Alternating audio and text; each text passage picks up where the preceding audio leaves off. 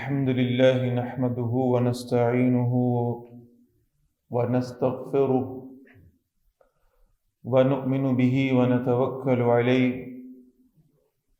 ونعوذ بالله من شرور أنفسنا ومن سيئات أعمالنا من يهده الله فلا مضل له ومن يضلله فلا هادي له ونشهد أن لا إله إلا الله وحده لا شريك له ونشهد أن سيدنا محمدا عبده ورسوله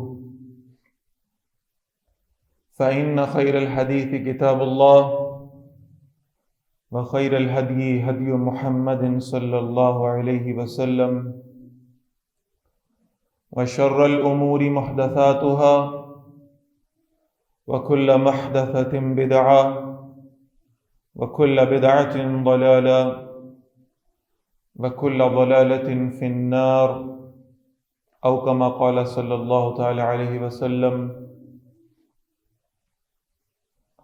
أما بعد فقال النبي صلى الله عليه وسلم بعثت أنا والساعة كهاتين أو كما قال صلى الله تعالى عليه وسلم.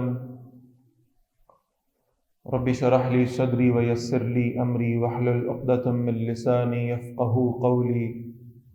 اللهم ربنا ألهمنا رشدنا وأعذنا من شرور أنفسنا. اللهم أرنا الحق حقا وارزقنا اتباعه وأرنا الباطل باطلا وارزقنا اجتنابه. آمين یا رب العالمین. حضرات محترم، اس ابتدائی خطبے میں نبی اکرم صلی اللہ علیہ وسلم کی ایک حدیث مبارکہ میں نے آپ کے سامنے پڑھی ہے. حضرت انس بن مالک رضی اللہ تعالیٰ عنہ اس کے راوی ہیں، اور یہ سنن ابی داود کی حدیث ہے.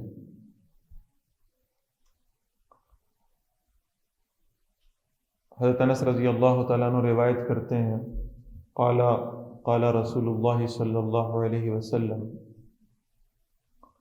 کہ اللہ کے نبی صلی اللہ علیہ وسلم نے فرمایا. اور ایک اضافی جملہ ہے کہ جب امام ابو داود رحمہ اللہ نے اپنے شاگردوں کو یہ روایت پڑھائی تو انہوں نے باقاعدہ ہاتھ سے اشارہ کر کے دکھایا، اور انہوں نے فرمایا کہ میں نے راوی سے یہ روایت یوں لی کہ اللہ کے رسول صلی اللہ علیہ وسلم نے اپنی شہادت کی انگلی کو اپنی درمیانی انگلی کے ساتھ جوڑا، پھر انہیں صحابہ کے سامنے ایسے بلند کیا، اور پھر آپ صلی اللہ علیہ وسلم نے فرمایا بعثت انا والساعۃ کہاتین، میری بعثت، میری تشریف آوری اور قیامت، یہ دونوں ایک دوسرے کے ساتھ ایسے جڑی ہیں جیسے یہ دو انگلیاں ایک دوسرے کے ساتھ ہیں.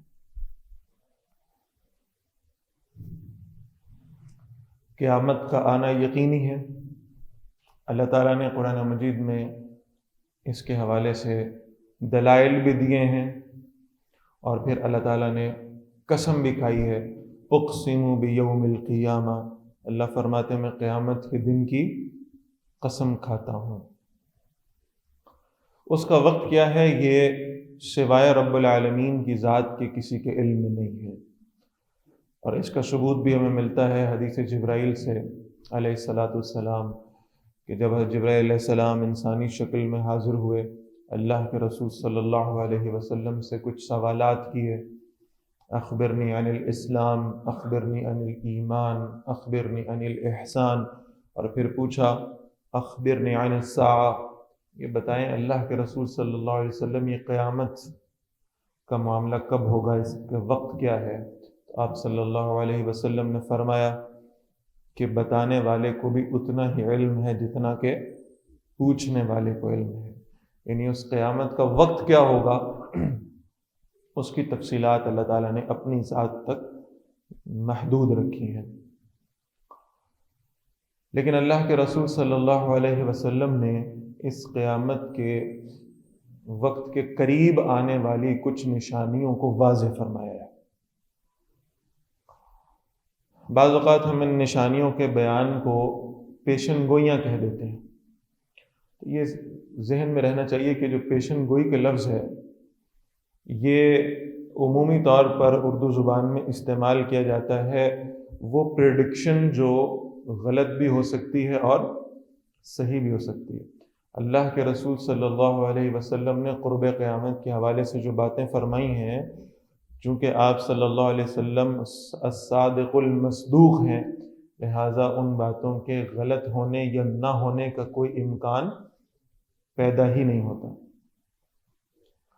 آپ صلی اللہ علیہ وسلم نے اللہ کے دیے ہوئے علم کے مطابق ان چیزوں کو واضح فرمایا، اور جیسے آپ صلی اللہ علیہ وسلم نے فرمایا ویسے ہی یہ چیزیں وقوع پذیر ہوتی رہی ہیں اور آگے قیامت تک ہوتی رہیں گی۔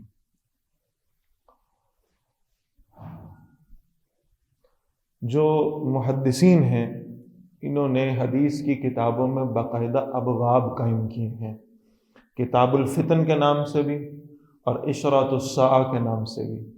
فتنوں کے دور کا جو بیان ہے اس پر بھی انہوں نے روایتیں اکٹھی کیں، اور نبی اکرم صلی اللہ علیہ وسلم نے جو قرب قیامت کے حالات و واقعات بتائے انہوں نے اس پر بھی ایک باب باقاعدہ طور پر حدیث کی کتب میں قائم کیا۔ اس میں نبی اکرم صلی اللہ علیہ وسلم نے خاص طور پہ فتنوں کا ذکر فرمایا ہے، اور ایک بات یہ سمجھ لینی چاہیے کہ دور فتن کا جو بنیادی آغاز ہے وہ تو نبی اکرم صلی اللہ علیہ وسلم کی وفات کے بعد شروع ہوا تھا، کہ وہ جھوٹے نبی بھی سامنے آنا شروع ہو گئے، اور وہ لوگ جو دین میں کسی دنیاوی فائدے کے لیے داخل ہوئے تھے انہوں نے بھی جان چھڑانے کے لیے کبھی زکوٰۃ کا انکار کیا اور کبھی کسی اور شاعر دینی کے انکار سے انہوں نے اپنی اصلیت کو واضح کیا۔ لیکن چونکہ خلافت راشدہ کا نظام بڑا مربوط نظام تھا، بڑا خوبصورت نظام تھا، لہٰذا یہ فتنے پنپ نہیں پائے۔ مسیلمہ کذاب نے اگر نبوت کا دعویٰ کیا تو اس کو وہیں پر ختم کر دیا گیا۔ اسی طرح اور بہت سارے معاملات جو فتنوں کی طرح اٹھے خلافت راشدہ کے ایک بہترین نظام اور انتصارام کی وجہ سے وہ وہیں پر ختم ہو کر رہ گئے۔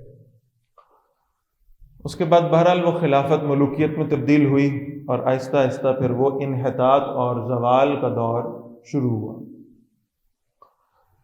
اور اس میں کوئی شک نہیں ہے اللہ کے رسول صلی اللہ علیہ وسلم کی اس حدیث کے مطابق کہ آپ صلی اللہ علیہ وسلم نے فرمایا خیر القرون قرنی ثم الذین یلونہم ثم الذین یلونہم، سب سے بہترین زمانہ آپ صلی اللہ علیہ وسلم فرماتے ہیں میرا زمانہ ہے، پھر اس کے بعد والے، پھر اس کے بعد والے، گویا کہ ایک ڈاؤن فال شروع ہوا۔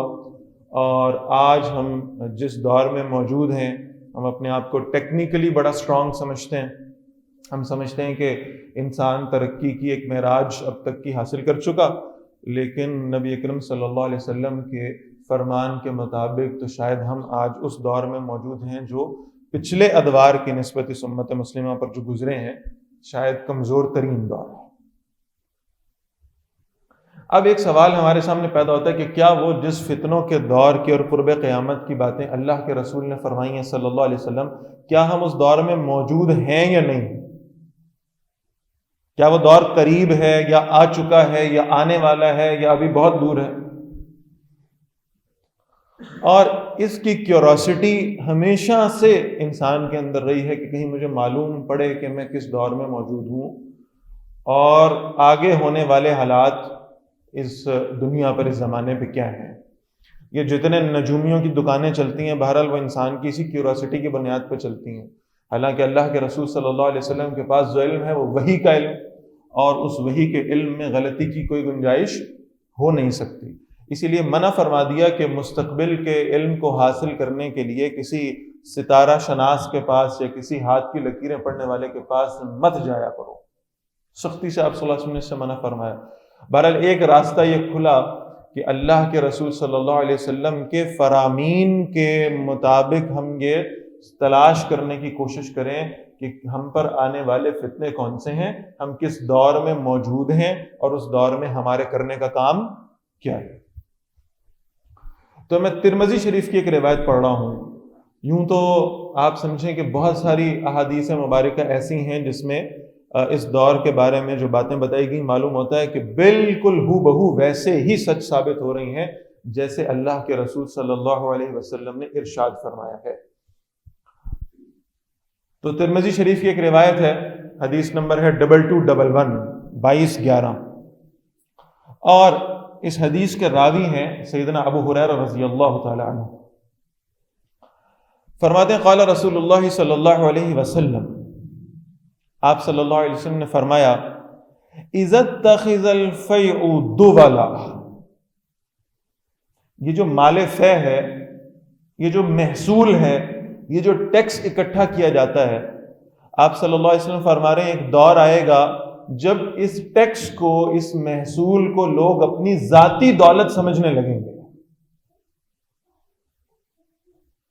اور ظاہر ہے اس کا لازمی نتیجہ یہ ہوگا کہ وہ جو ذاتی دولت سمجھ کر ٹیکس ہڑپ کرنے والی بات ہے مسلمانوں کے مال میں سے، اس کا نتیجہ یہ نکلے گا کہ مسلمانوں میں انفلیشن بڑھے گی، مہنگائی کا درجہ بڑھتا جائے گا. آپ ریکارڈ ٹیکسز جمع کر لیں لیکن وہ مہنگائی جو ہے وہ اوپر سے اوپر جاتی جائے گی، غریب غریب سے غریب تر اور غریب ترین ہوتا جائے گا.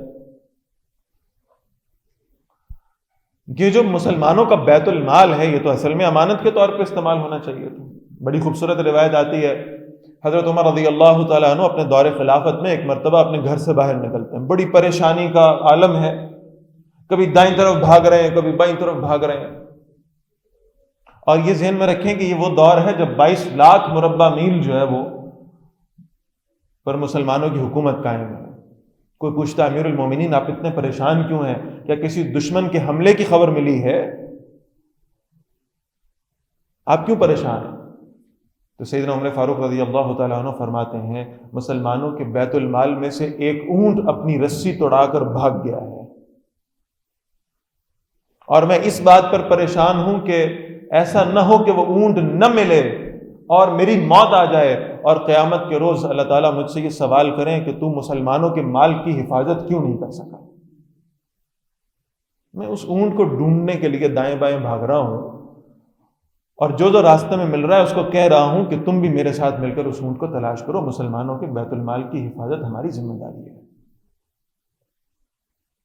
یہ بہرالخلافت راشدہ کا دور تھا، اور یہ وہ دور ہے جس کے بارے میں اللہ کے رسول فرما رہے ہیں صلی اللہ علیہ وسلم کہ ان مسلمانوں کے مال کو سمجھا جائے گا کہ یہ ذاتی دولت ہے چند لوگوں کی. پھر اللہ کے نبی صلی اللہ علیہ وسلم نے دوسری بات فرمائی، فرمایا والامانۃ مغنما، امانت کو مال غنیمت سمجھ لیا جائے گا. وہ امانت چاہے اللہ کی دی ہوئی امانت ہو جو ہمارے جسم کی صورت میں، ہماری آنکھوں کان کی صورت میں، ہاتھوں کی صورت میں ہمارے پاس موجود ہے، اس کو غنیمت سمجھا جائے گا. مال غنیمت کتنا جہاں چاہیں استعمال کریں، اور چاہے وہ کوئی انسانی امانت ہو کہ انسان نے اپنا کچھ مال دوسرے کے پاس امانتاً رکھوایا ہو، مال غنیمت کتنا اڑایا جائے گا. پھر آپ صلی اللہ علیہ وسلم فرماتے ہیں والزکاۃ مغرما، اور ایک دور آئے گا جس میں زکوٰۃ کو تاوان سمجھا جائے گا، بوجھ سمجھا جائے گا کہ زکوٰۃ کا یہ بوجھ ہے جو ہم پر لاد دیا گیا ہے معاذ اللہ. آپ آج کے معاشرے میں دیکھ لیں کہ زکوٰۃ ادا کرنے والے کس قدر ہیں،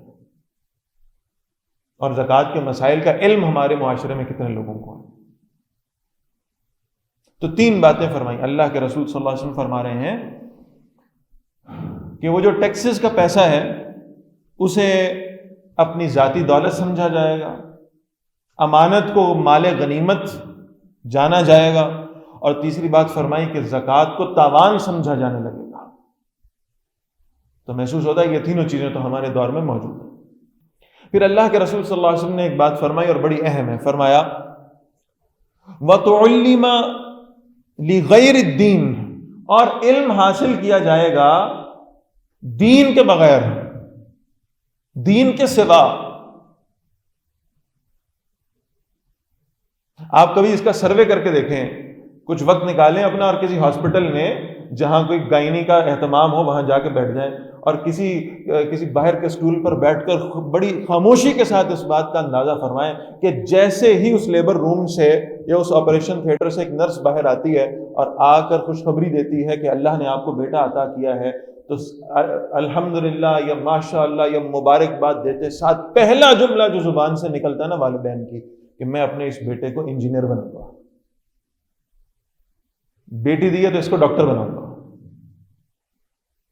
یہ میرے کاروبار کو سنبھالے گا. اس بات کی فکر ہے، اور یہ کوئی حرام فکر نہیں ہے، کوئی ناجائز بات نہیں ہے.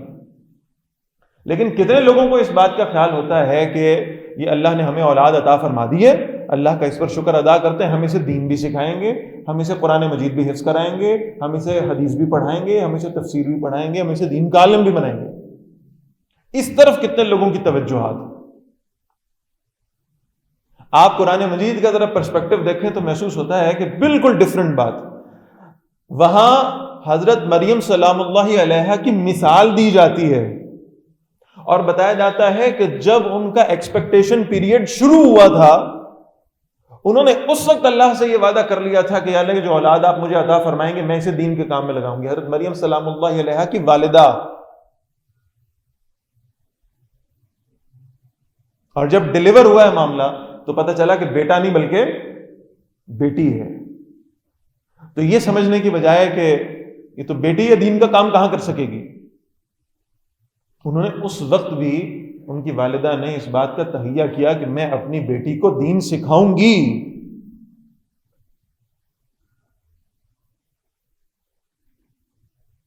اس کو قرآن مجید نے باقاعدہ اگزامپل کے طور پہ پیش کیا ہے. اپنی اولادوں کو دین کے کام میں لگانا، انہیں دین کی تعلیم دلانا، اس کی اہمیت ہونی چاہیے ہماری نظروں میں. تو لہٰذا وہ جو تعلیم ہم اور ہمارے بچے حاصل کر رہے ہیں وہ دین کے علاوہ کی تعلیم ہے. دنیاوی تعلیم حاصل کرنا بالکل کوئی ناپسندیدہ اور ناجائز بات نہیں ہے، لیکن کم از کم اتنا بنیادی دینی علم ہر شخص کے پاس ہونا چاہیے کہ وہ اپنی زندگی اس نے کیسے گزارنی ہے وہ اسے جانتا ہو، بنیادی مسائل جانتا ہو، اپنے فرائض کو ادا کرنے کی صلاحیت اس کے اندر موجود ہو. اسی کا ذرا دوسرا پرسپیکٹو بھی دیکھ لیں، اور یہ تھوڑا سا ذرا تلخ بات ہے جو میں عرض کرنے لگا ہوں. یہ جو اللہ کے رسول فرما رہے ہیں نا صلی اللہ علیہ وسلم کہ اس دور میں جو تعلیم ہے وہ دین کے لیے حاصل نہیں ہوگی، تو بعض اوقات یہ دیکھنے میں آتا ہے کہ بعض اہل دین کی تعلیم بھی شاید دنیاوی مقاصد کے لیے ہو گئی ہے، دین کی خدمت کے لیے نہیں گئی. دنیا میں عزت و شہرت پانے کے لیے تو دین کی تعلیم حاصل ہو رہی ہے، لیکن بہرحال یہ کہ اس کے اندر کوئی ایسا جذبہ نہیں ہے کہ دین کی خدمت کی جا سکے، دین کے غلبے کے لیے اس تعلیم کو استعمال کیا جا سکے. تو فرمایا وَتُعَلِّمَ لِغَيْرِ الدِّينِ، علم حاصل کیا جائے گا دین کے بغیر. پھر اللہ کے رسول صلی اللہ علیہ وسلم نے فرمایا وَأَطَاعَ الرَّجُلُ امْرَأَتَهُ وَأَقَّ أُمَّهُ، مرد اپنی بیوی کی اطاعت کرنے لگے گا اور اپنی والدہ کی نافرمانی کرنے لگے گا. بیویوں کی حیثیت ماؤں سے زیادہ بڑھ جائے گی. پھر فرمایا وَأَدْنَى صَدِيقَهُ وَأَقْصَى أَبَاهُ. بہت ہی دکھ اور المیے والے الفاظ ہیں، اور یہ محسوس ہوتا ہے ہمارے نوجوان اپنی زندگی کا ذرا انالیسس کریں تو محسوس ہوگا کہ اللہ کے نبی صلی اللہ علیہ وسلم کے فرمائے ہوئے الفاظ بالکل درست معلوم ہو رہے ہیں آج کے دور میں الا ماشاء اللہ.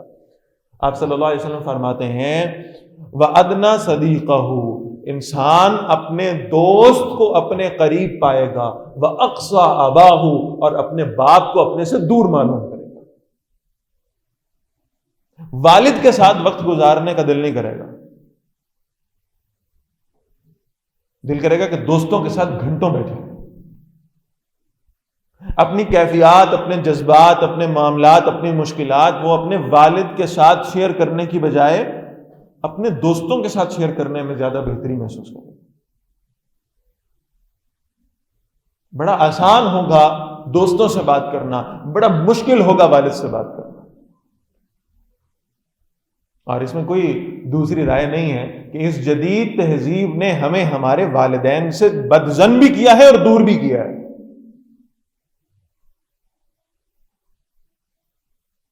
آج کا نوجوان جب دیکھتا ہے کہ بھئی میرے والد صاحب کو تو یہ گیجٹس چلانے نہیں آتے، انہیں تو اسمارٹ فون کے نئے فیچرز بھی پتہ نہیں ہے، اور انہیں تو ٹیکنالوجی کے بارے میں بھی علم نہیں ہے زیادہ، تو وہ سمجھتا ہے کہ شاید میری اور ان کی ذہنی کمپیٹیبلٹی نہیں ہے، اور کچھ غلطی بہرحال دوسری جانب سے بھی ہوئی ہے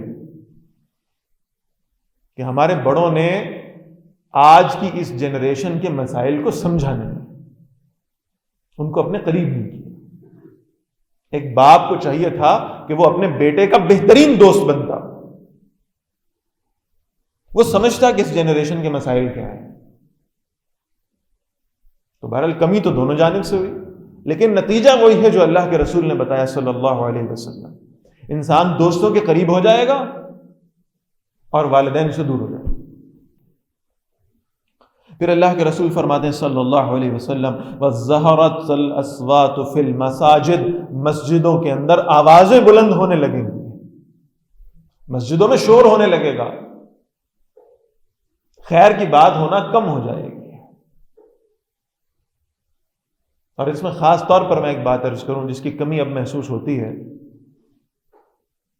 آپ فقہ کی کتابیں دیکھیں، علماء فقہ سے پوچھیں، طلباء اصول فقہ سے پوچھیں، جب ہم یہ کتابیں دیکھتے ہیں، مسائل کی کتابیں پڑھتے ہیں، پڑھاتے ہیں، تو محسوس ہوتا ہے کہ ہمارے دین کا 1/3 حصہ، 1/3 حصہ تو عبادات پر مشتمل ہے، اور تقریباً 2/3 حصہ معاملات پر مشتمل ہے۔ ہمارے ہاں عبادات کی تعلیم کا اہتمام تو ہو رہا ہے، اتنا زور دیا جا رہا ہے، اتنا زور دیا جا رہا ہے کہ ساری زندگیاں اس بات پہ گزر رہی ہیں کہ ہاتھ کہاں باندھنے ہیں اور ہاتھ کتنے اٹھانے ہیں، اس پر پوری زندگیاں گزر رہی ہیں، لیکن معاملات خراب چل رہے ہیں۔ لوگوں کے ساتھ تعلقات کیسے ہونے چاہیے، لین دین کا معاملہ کیسا ہو، تجارت کے اصول کیا ہو، آپ کے اپنے رشتہ داروں کے ساتھ تعلقات کیسے ہوں، آپ نے اپنے ازواج کے ساتھ کیسے زندگی گزارنی ہے، آپ اپنی اولادوں کی تربیت کیسے کرنی ہے، ان معاملات کے حوالے سے مسجدوں کے ممبر سے آوازیں اٹھنا بند ہو گئی اللہ ماشاء اللہ۔ اور اس کا نتیجہ یہ نکلا کہ لوگ یہ سمجھنا شروع ہو گئے کہ دین صرف عبادات کا نام ہے، اس نماز روزہ حج زکوٰۃ کا اہتمام کریں اور دوسروں کے ساتھ جیسا مرضی سلوک کرتے رہیں، کوئی فرق نہیں پڑتا۔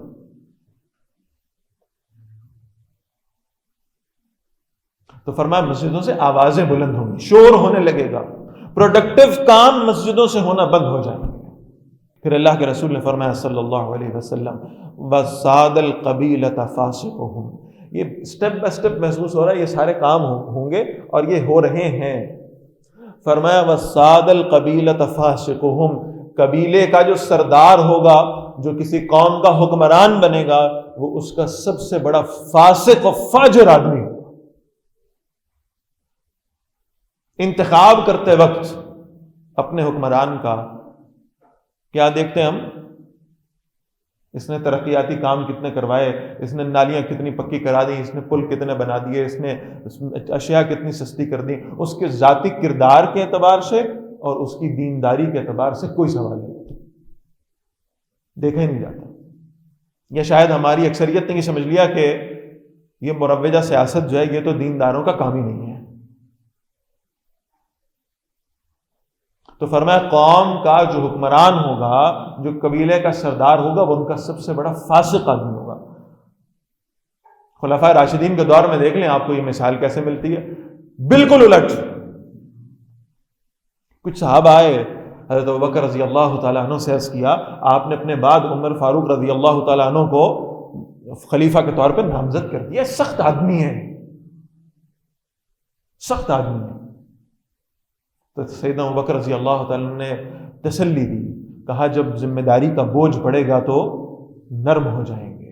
اور پھر ایک جملہ فرمایا، کہا میں نے حضرت عمر رضی اللہ تعالیٰ عنہ کو مسلمانوں کی امارت کے لیے اس لیے نامزد کیا ہے کہ جب میں دنیا سے رخصت ہوں اور اللہ کے دربار میں حاضر ہوں اور اللہ مجھ سے سوال کریں تو میں اللہ کے سامنے عرض کروں کہ اس کائنات میں میرے فہم کے مطابق جو سب سے زیادہ متقی آدمی تھا، میں نے مسلمانوں کی باغ دوڑ اس کے ہاتھ میں سونپ دی ہے۔ کوئی عہدے کی خواہش نہیں، بلایا ہے حضرت عمر رضی اللہ تعالیٰ عنہ کو، بلا کر کہا ہے کہ میں نے آپ کو امیر نامزد کر دیا ہے۔ تو سیدنا عمر فاروق رضی اللہ تعالیٰ عنہ عرض کرتے ہیں لا حاجت لی بہا، امیر المومنین مجھے اس ذمہ داری کی کوئی حاجت نہیں ہے۔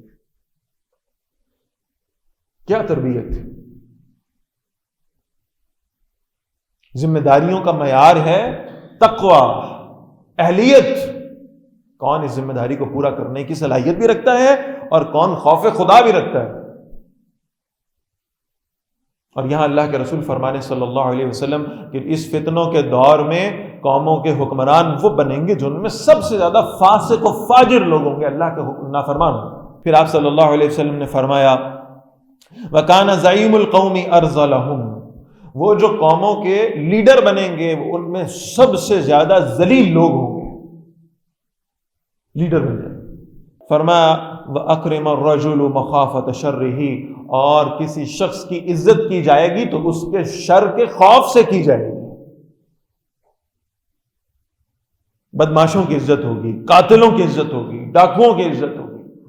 معلوم ہوگا کہ یہ شخص برا ہے لیکن اس کے شر کے خوف سے اس کو وہ پروٹوکول دیا جائے گا.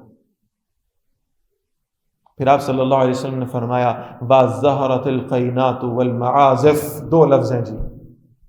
قینات، یہ تم پر سوار ہو جائیں گی. اور محدثین سے پوچھا گیا کہ قینات سے مراد کیا ہے، تو انہوں نے فرمایا گانے بجانے والیاں، رقص کرنے والیاں، وہ اس معاشرے میں معزز ترین بن کے سامنے آئیں گی. آپ آج دیکھ لیں، بچیوں سے پوچھیں کہ بھائی کیسا لباس پہننا ہے، کیسا ڈیزائن بنوانا ہے، کیسی کڑھائی کرانی ہے، تو معلوم ہوگا فلاں ڈرامہ سیریل کے اندر جو فلاں اداکارہ نے جو ہے نا وہ لباس پہنا تھا ویسا لباس پہننا ہے. اب تو اللہ معاف فرمائے وہ ایسے ڈرامے بھی آ گئے کہ اب تو بچیاں جو ہے نا وہ ڈرامے دیکھ کر اور اس سے یہ فیصلہ کرتی ہیں کہ اب ہمارا اگلا کیریئر کیا ہونا چاہیے. اور یہی معاملہ نوجوانوں کا بھی. اب کا تو پتہ نہیں، ہم بچپن میں جاتے تھے تو دیکھتے تھے، اب بھی شاید یہ ترتیب ہوگی، آپ کسی سیلون میں چلے جائیں اور کسی وہ نائی کی دکان پر چلے جائیں تو ایک پوسٹر وہاں لگا ہوتا ہے اور اس پوسٹر کے اوپر 8 10 20 اداکاروں کی تصویریں ہوتی ہیں اور ان کے ہیئر سٹائل بنے ہوتے ہیں، اور وہ ہمارا نوجوان دیکھ کر کہتا ہے مجھے اس طرح کا ہیئر سٹائل بنوانا ہے. وہ نوجوان جس کا اٹھنا بیٹھنا چلنا پھرنا گفتگو کرنا معاملات کرنا یہ اللہ کے رسول صلی اللہ علیہ وسلم اور ان کے صحابہ کے نقش قدم پر ہونا چاہیے تھا، اس کے لیے آئیڈیلز تبدیل کر دیے گئے. اس کے ذہن میں رہنماؤں کا اصول بدل دیا گیا ہے. کون ہے جن کی تمہیں اتباع کرنی ہے؟ اچھی طرح سب کو معلوم ہوتا ہے کہ جناب یہ رجب کا مہینہ چل رہا ہے، اس کے بعد شعبان آئے گا، شعبان کے بعد رمضان آئے گا، اور رمضان المبارک میں وہ لوگ وہ سب اداکار اور اداکارائیں جو بیٹھ کر اس وقت جو ہے نا وہ اس بے حیائی کو پھیلانے میں مصروف ہیں، جیسے ہی یکم رمضان کا چاند نظر آئے گا سروں پہ دوپٹے آئیں گے، ٹوپیاں آئیں گی، اور دین پر ایسی سیر حاصل گفتگو وہ کرنے لگیں گے اور ہم اس پر خوش ہوں گے کہ ماشاءاللہ کیا بات، فلاں بھی دین پر بات کر رہا ہے، فلانی بھی دین پر بات کر رہی ہے، اور ان سے بیٹھ کر ہم دین سیکھیں گے. اس کے باوجود کہ ہمارے لاشعور کے اندر یہ بات بالکل محفوظ ہوگی، ہمیں معلوم ہوگا اچھے طریقے سے کہ یہاں یکم شوال کا چاند نظر آنا ہے اور فلم کا پہلا شو بھی اسی اداکارہ کا لگنا ہے جو آج بیٹھ کر حدیث پر درس دے رہی ہے. ہم اپنے رمضان کا قیمتی وقت بھی انہی لوگوں کو سن سن کے ضائع کرتے ہیں.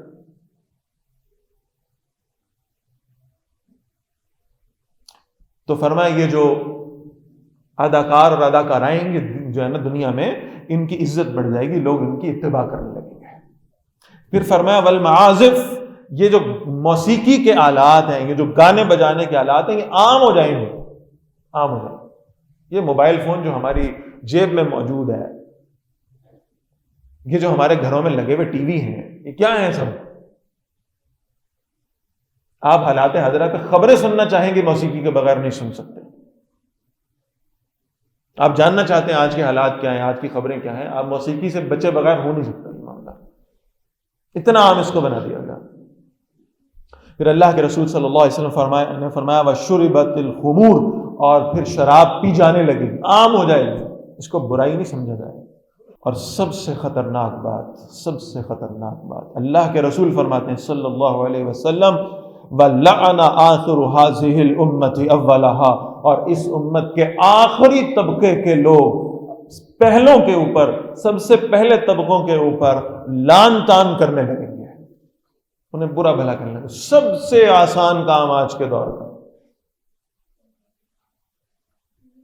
ابھی تک زبانیں رکی ہوئی ہیں رسول اللہ صلی اللہ علیہ وسلم کی غلطیاں بتانے سے، معاذ اللہ.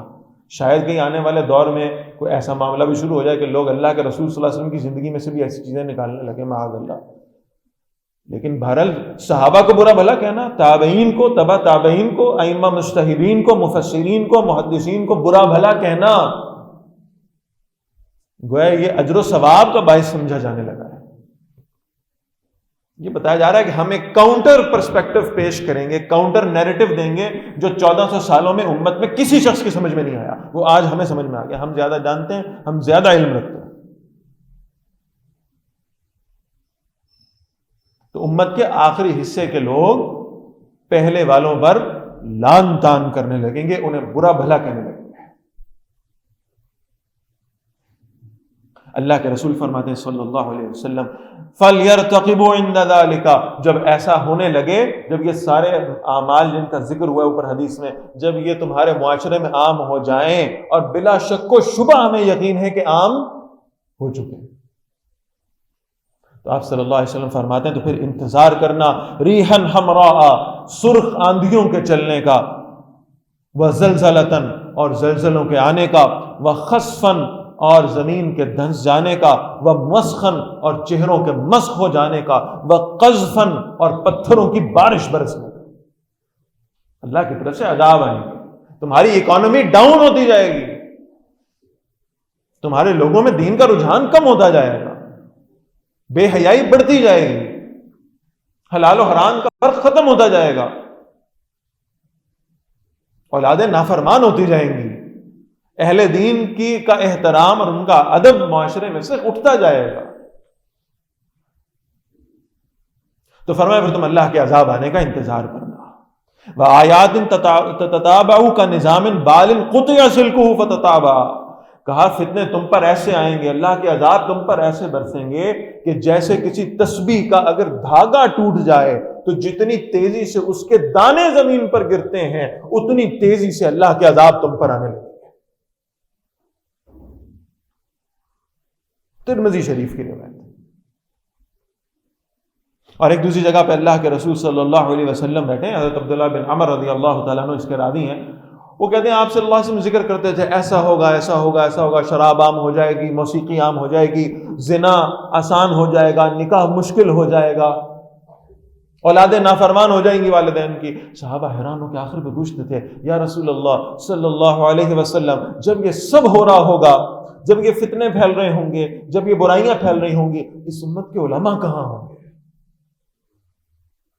جن کی ذمہ داری تھی برائیوں سے روکنا؟ وہ کہاں ہوں گے؟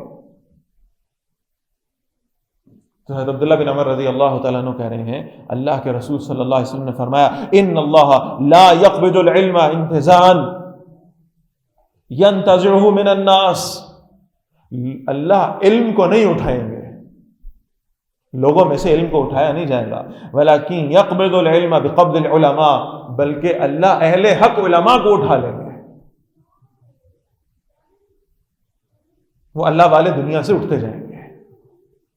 اگر دنیا والوں کو ان اہل حق علماء کی قدر نہیں رہے گی تو اللہ تو بہرحال ان کے قدردان ہے، اللہ اپنے پاس بلاتے جائیں گے. ناقدری کرنے والوں کی سزا تو یہی ہونی چاہیے کہ ان سے علماء کو واپس لے لیا جائے.